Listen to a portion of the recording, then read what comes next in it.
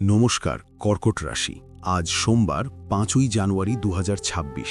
সপ্তাহটা তো শুরু হয়ে গেল, কিন্তু আপনি কি জানেন আপনার চন্দ্র রাশি থেকে অষ্টম ঘরে বসে আছে রাহু, আর দ্বিতীয় ঘরে অর্থাৎ ধনের ঘরে বসে আছে কেতু। এই কম্বিনেশনটা সাধারণ নয়। এই সপ্তাহটা আপনাকে হয় রাজা বানাবে, না হয় এমন জায়গায় নামাবে যেখান থেকে ওঠার রাস্তা পাবেন না। আমি আজ আপনাকে কোনো মিথ্যে স্বপ্ন দেখাতে আসিনি। আমি এসেছি আপনাকে একটা বড় আইনি বিপদ আর মানহানি থেকে বাঁচাতে। ৫ থেকে ১১ জানুয়ারি এই ৭টা দিন আপনার জন্য অগ্নি পরীক্ষা।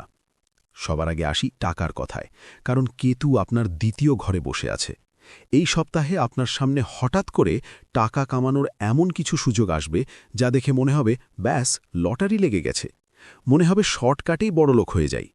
খবরদার, পা দেবেন না। গ্রহরা পরিষ্কার ইঙ্গিত দিচ্ছে, যেই মুহূর্তে আপনি কোনো অসৎ পথে বা শর্টকাটে টাকা আয় করতে যাবেন, ঠিক সেই মুহূর্তে আপনি আইনি ঝামেলায় ভেসে যাবেন। বিনা কারণে পুলিশ কেস বা কোনো স্ক্যামে আপনার নাম জড়িয়ে যেতে পারে।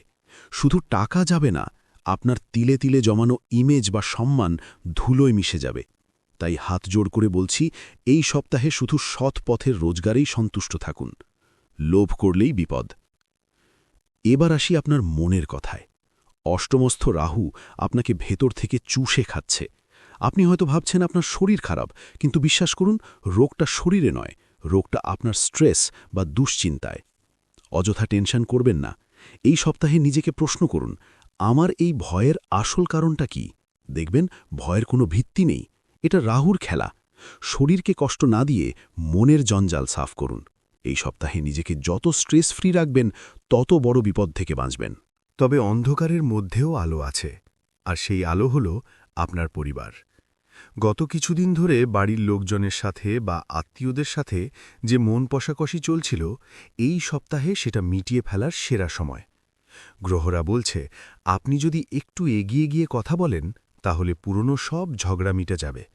বিশেষ করে পরিবারের ছোট সদস্য, ভাই, বোন বা সন্তানদের সাথে আপনার বন্ডিং খুব ভালো হবে। তাদের মনের কথা বোঝার চেষ্টা করুন। দেখবেন মানসিক শান্তি ওখান থেকেই আসছে। বাইরের জগৎ যখন আপনাকে কষ্ট দেবে, পরিবারই আপনাকে আগলে রাখবে। যারা ব্যবসা করছেন, কর্কট রাশি, তাদের জন্য সময়টা একটু চ্যালেঞ্জিং। মনে হতে পারে, আমি কি ভুল ব্যবসা বেছে নিলাম? এর চেয়ে চাকরি করলেই ভালো হতো। শুনুন, এসব নেগেটিভ চিন্তা মাথা থেকে ঝেড়ে ফেলুন। এটা সাময়িক পরীক্ষা। আপনি যত চ্যালেঞ্জ ফেস করবেন, তত ধারালো হবেন, পিছু হটবেন না। আর আমার ছাত্রছাত্রী বন্ধুরা, যারা কম্পিটিটিভ এক্সামের জন্য তৈরি হচ্ছ, সাফল্য কিন্তু নিশ্চিত, কিন্তু একটা শর্তে।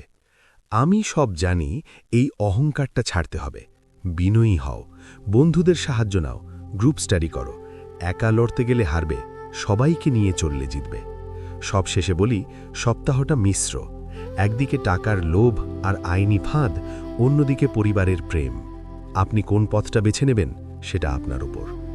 রাহু কেতুর এই দোষ কাটাতে এবং এই সপ্তাহের স্পেশাল প্রতিকার বা টোটকা জানতে আমাদের সাথে জয়েন করতে এই হোয়াটসঅ্যাপ চ্যানেলে জয়েন করতে ভুলবেন না।